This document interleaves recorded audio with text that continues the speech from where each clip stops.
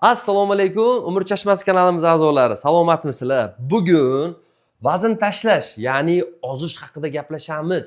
Xo'p, meni tanimaydiganlar uchun ismim Shahzod, otchistvom Shuhratovich, familiyam esa Nurmamatov.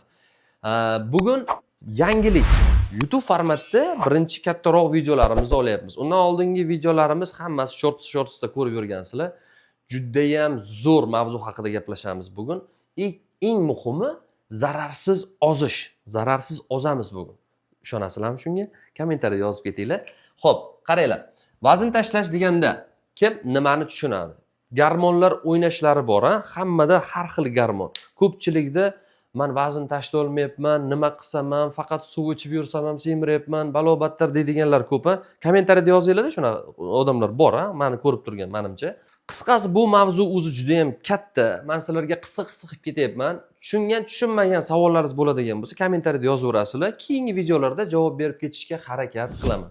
Podpiska bosib esdan chiqmasin. Yozinglar bu narsada men sizlarga har bir yozgan savollarga javob qaytarishga maksimum harakat qilaman. Xo'p, sizlarga intervalni goladaniya deymiz. Interval ozish haqida gapiramiz bugun. Qanaqa interval ozish bo'lishi mumkin deb o'ylashingiz tabiiy bu narsa. Xo'p, birinchi etap bor, ikkinchi etap bor, uchinchi etap bor. Bu etaplarda qanaqa ovqat mahal yeyilish kerak bo'ladi? Insulin gormonni siz bilasiz, insulin gormon ko'tarilib ketishi, pasayib ketishi nimalarga, oqibatlarga olib kelishini. Xo'p, shu o'rtada men sizlarga bir narsani gapirib o'tmoqchiman. Insulin, ya'ni insulinni tushiradigan tabiiy giyohlarmi? Ya'ni mana diaformin, Ciafor shunaqa yozib berishadi-ku doktorlar, insulinni tushirish uchun, pasaytirish uchun, insulinni sahrni diabetlar uchun to'g'rirog'i yozib berishadi-ku. Ana shu narsalar ham ozish jarayoniga yordam beradi o'zi aslida. Lekin doktor maslahatisiz ichishingizni tavsiya bermayman. Aynan aptekadan olinadigan ximikatlarni. Xo'p, qarang. Birinchi etapda nima qilasiz? Birinchi etapda siz 3 mahal ovqatlanasiz. Har kuni 3 mahal ovqatlanasiz. 3 mahal ovqatlanganingizda 3 kun 3 mahal ovqatlanasizda hech qanaqa perikuz qo'shmaysiz o'rtada. Yana bir nimacha yeb olay, yana bir nimacha yeb olishim kerak. Bu anoku o'tku yoki bu foydali-ku degan narsalar yo'q. Kategoriyasiga 3 mahal yeysiz 3 kun. 3 kun mobaynida 3 mahal ovqat yeysiz. Ikkinchi etapga o'tadigan bo'lsak, ikkinchi etapga o'tganingizda esa 2 mahal bir kunda. 2 mahal bir kunda. Ya'ni agar xohlasangiz ertalab turib apetitingiz bo'lmasa, tortmaydigan bo'lsa, oddiy suvni ichasizda, tana haroratidagi suvni ichasizda, soat 11 larda va obeddan keyin soat 4 larda yoki 5 larda ovqatlanib olishingiz mumkin. Lekin unda ham perikuz mumkin emas. Kategoriyasiz mumkin. Tushundingiz-a? Hech qanaqa perikuz o'rtada yeb olaman, yana bu ham foydali, bu hech narsa qilmaydi degan gaplar yo'q. Bu ikkinchi etap. Bunda ham 3 kun. 2 mahaldan 3 kun ikkinchi etap.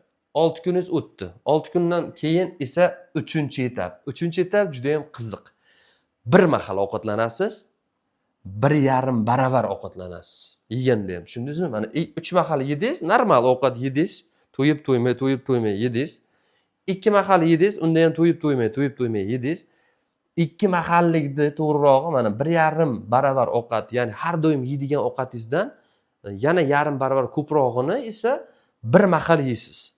Bir mahal yeyingda kunni bo'yi mana 3 kun xuddi shu shaklga keltirasiz. 3 kun yeysizda, xohlasangiz bu safariga sizga ruxsat beraman. Nimani? Suv ichib yurasiz ko'proq. O'rtada bir mahal orasi 8 soat bo'lgan vaqtida zelinlar yesangiz bo'ladi. Endi tushundingiz-a? Bir mahal yeysiz, 1,5 baravar. 3 kun bu ham. Xuddi shu holatda sizda o'zgarish ketadi. O'sha 9 kun o'tkazganimizda immun sistemada narusheniya ketishi mumkin. Narusheniya ketishni boshladimi? Oradan yana 2 kun tashaymizda 2 mahalga yoki 1 mahalga, 1,5 mahalga o'tishimiz mumkin. 3 mahalga qaytmay turasiz. Keyin esa oradan 2 kun tashab sizlarga oddiygina soklar. Qanaqa sok? Deylik, olmadan olingan soklar bo'lishi mumkin. Qizil lavlagi, Men sizga oddiygina bitta retsept aytib o'tib ketaman shu joyida. Immun sistema chunki gemoglobinlar o'ynaydi. Insulin gormon, hamma gormon perestroyka boshlanadi. Ichkarida o'layotgan kletkalarni восстановленияsi boshlanadi sizda. Chunki tanangizni siz och qoldiryapsiz.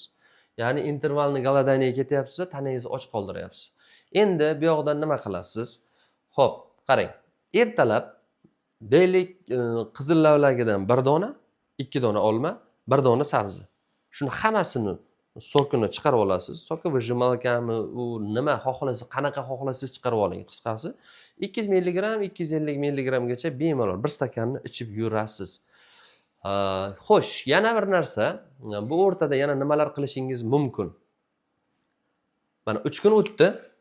2 kunni yana повтор qildingiz. 2 kunni yana повтор qildingiz. Deylik 2 kunni yana повтор qildingiz.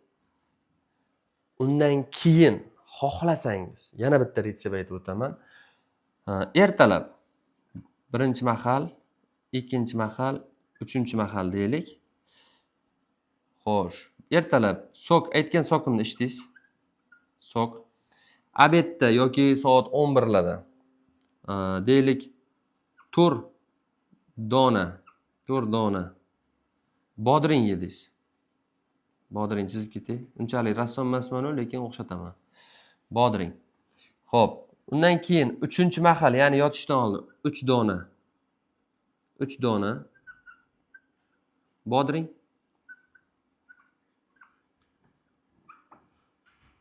Bodring yedingiz.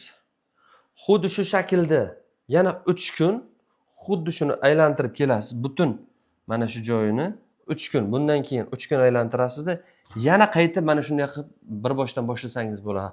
Nimaga qaytib boshlaysiz? Sabab. Insonda tana tiklanishi kerak yana qaytadan. Tana tiklanmasdan turib yana xuddi o'sha rejimda ketaversangiz, shuni och qoldirdingiz, tana o'zi yetib keldida, yetib kelgandan keyin oxirida nima bo'ladi, bilasizmi? Holingiz yo'q, tez kasal bo'lyapsiz, immun sistemani sindirib bo'lgansiz, keyin yana tuqib ovqat yeysiz. 4 mahal, 5 mahal ham yeysiz. Yeganingizdan keyin oldingi semizlikka 2 baravariga yetib olasiz. Oldingi semizligingiz yana 5-10 kilo qo'shib olasiz. Shuning uchun ehtiyotkorlik bilan hammasini etap bajarishga harakat qiling. Bu videoni yaqinlarga ulashing. Keyin yana bitta misol aytaman sizlarga. Birinchi etap, ikkinchi etap gapirib bo'ldik. Xo'p, soklarni ichishda ham gapirib bo'ldik, immun sistema ushlashni gapirib bo'ldik. 20 kun mobaynida xuddi shuni qilib borsangiz, 20 kun, 24 kun bo'ladi adashmasam. 24 kunda xuddi shu rejimni qilasizda, har kuni taroziga chiqib olish yo'q. Har kuni oynaga qarab olish yo'q. Ya'ni ozyapmanmi, mana bunaqa bo'lyapti, mana rezultat ko'rmaysiz. Rezultatni mazza qilmaysiz. Mana psixologически siz tayyor bo'lmaysiz bu narsaga. Siz qilishingiz kerak. Siz har kuni natijani ko'ra olmaysiz bu turishda. 25 kunning ichida sog'lom mana bu yog'larni eritgan holatda siz ozasiz. Xudo xolasa, avvalambor Allohdan biz garantiya beramiz bu narsaga. Nasib bo'lsa garantiya beramiz. Xuddi shu shaklda siz retseptni qilasiz va qanaqadir savollar bo'ladigan bo'lsa, Instagram, Telegram kanallarimizda pastda yozib ketaman.